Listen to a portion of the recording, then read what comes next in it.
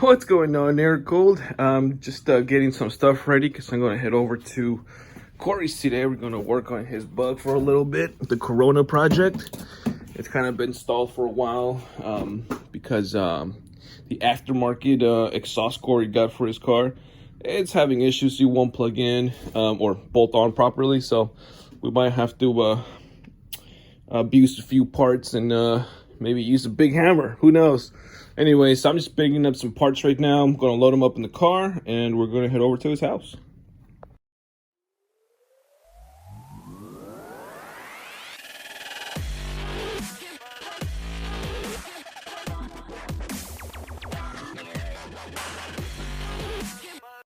All right, now we are on our way to Corey's house. We got the car loaded up with, I believe, all the tools we need.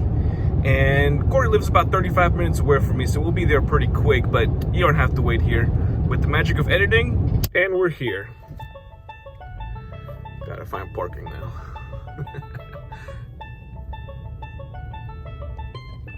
Just gonna pull up in his driveway and gonna unload and go from there. Hey, buddy. Hey, let me see the eye. Let me see the Charizard eye. Buddy. There it is. Oh, he's too. Hello.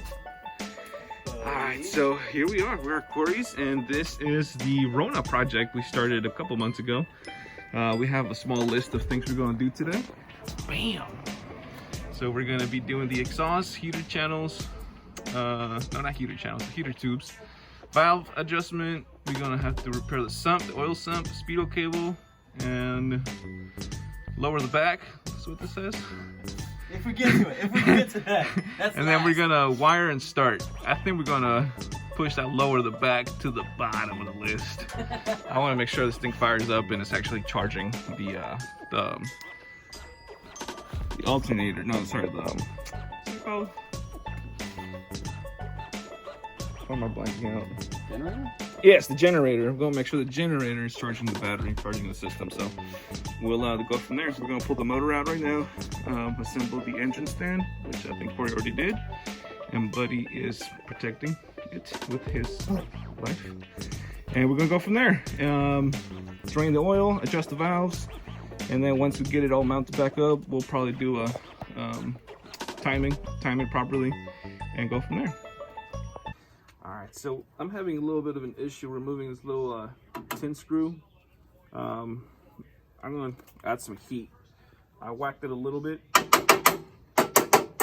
Try to loosen up some of that rust in there, but it's rusty. So a little bit of heat to do the trick.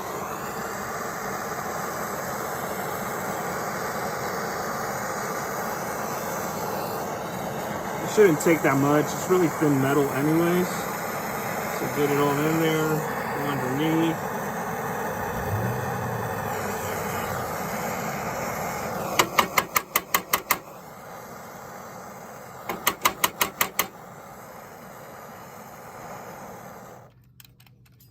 Just get it a little loose and let's see if that helped. Ah, yeah, look at that.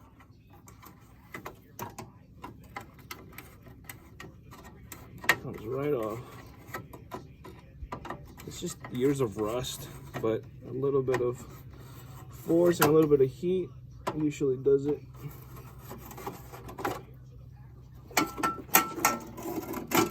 Ta-da!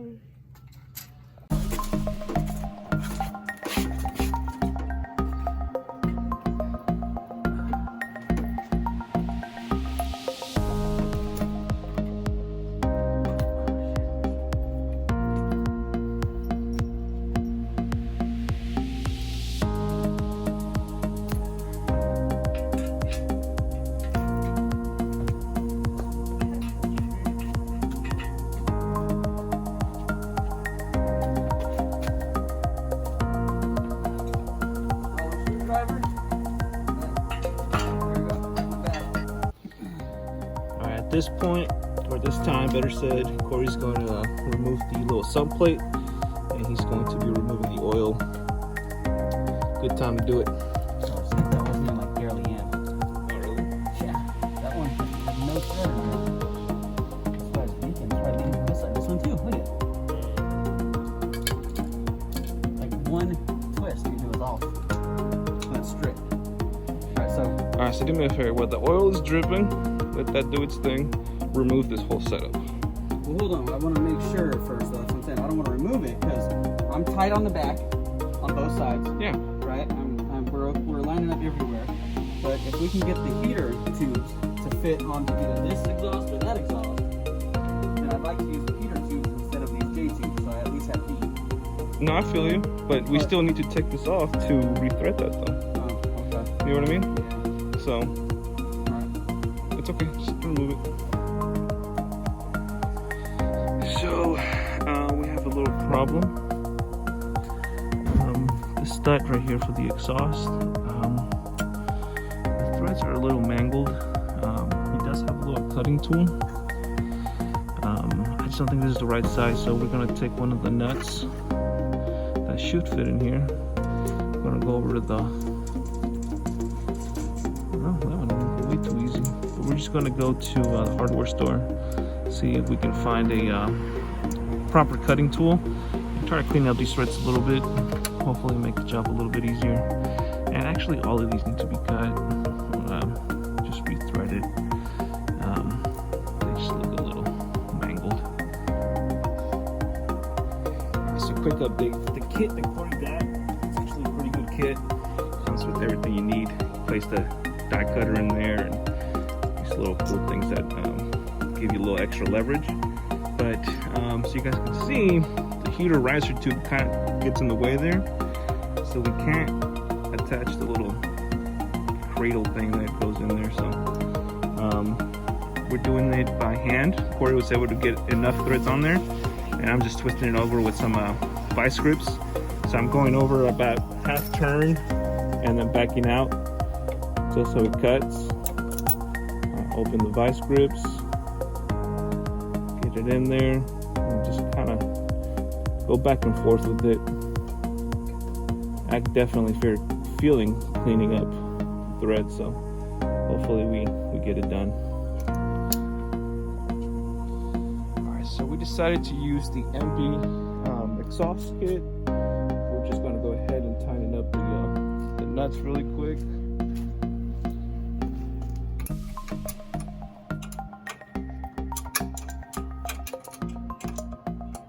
Oh yeah, it's perfect, bro.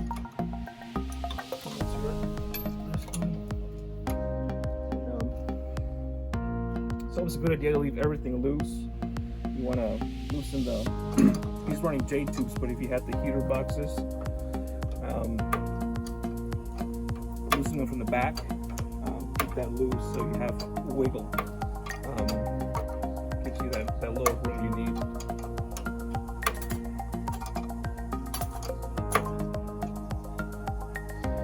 So one of the things Corey wanted to work on, or make sure we worked on today, was the little studs that come out of the block, so your little sump plate for your oil is secured. His were actually pushed in way too far, and so his little acorn nuts, when you put those on, they weren't grabbing on to pretty much anything. So he had a pretty big oil leak, I should say.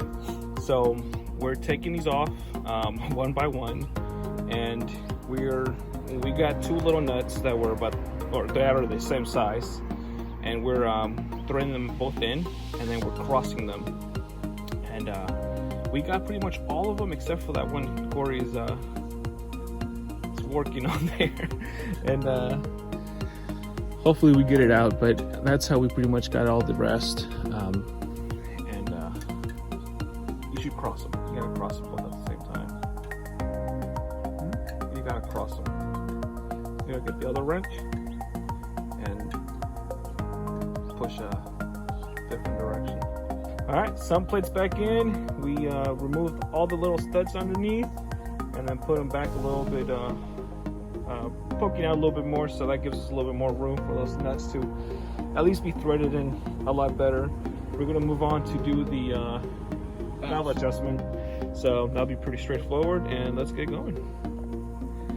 So we're gonna go ahead and adjust the valves really quick. Our buddies over at Vintage Speed have a cool video on how to adjust the valves by turning the motor twice. Basically, the first time is to find top dead center on cylinder number 1. So that's moving once.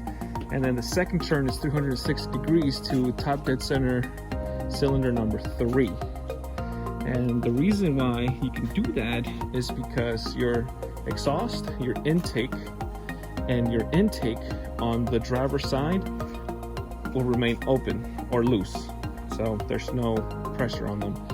And the exhaust valve on cylinder number 4 is also loose.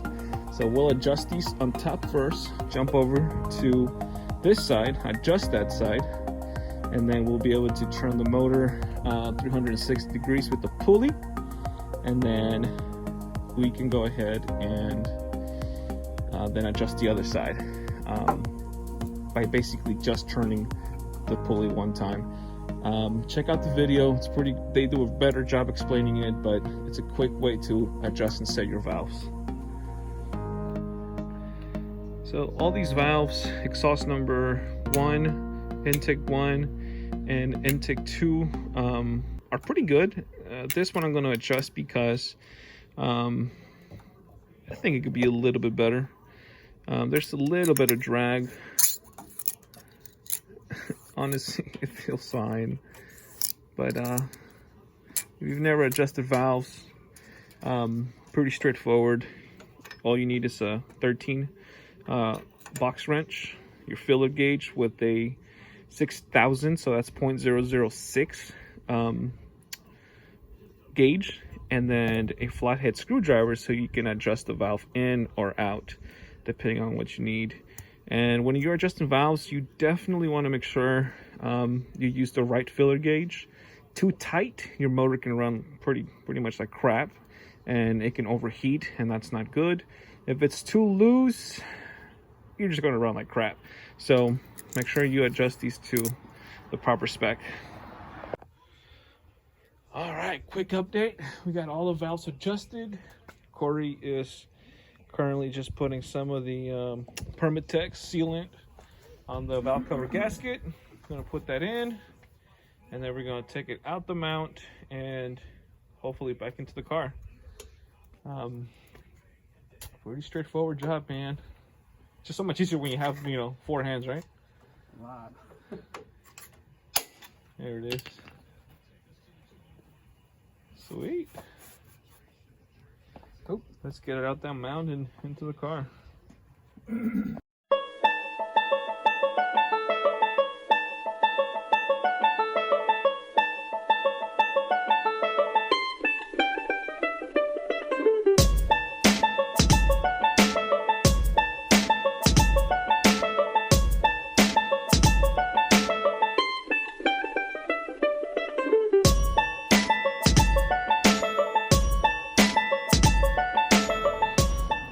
We got the motor back in. Hopefully you guys were able to see that in the quick time lapse I created there. We got the bolts in. Corey's just working out the fuel line situation. So ran the fuel line to the pump. I wired up the I keep wanting to call it a distributor. The generator.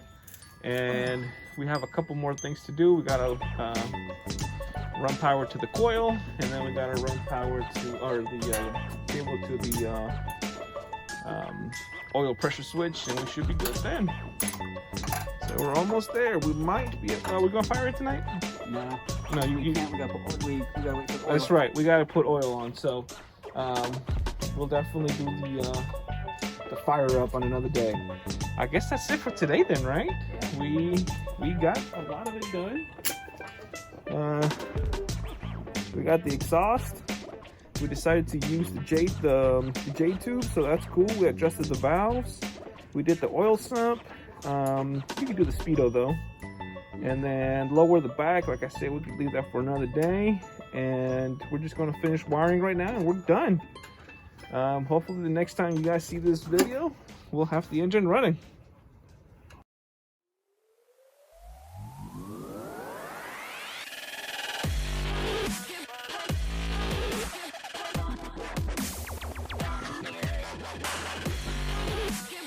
Loose, but it's not just tight. Okay. But it's on there. All right, we're gonna start checking the harness, start wiring things up.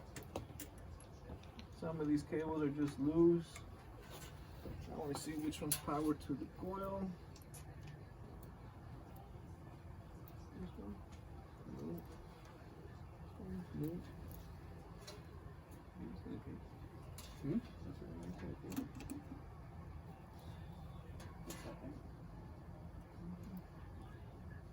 Oh wait, you need to turn on the switch, that's why. Oh, go ahead, let me put this on with the... Jumping ahead. I think the key is in there.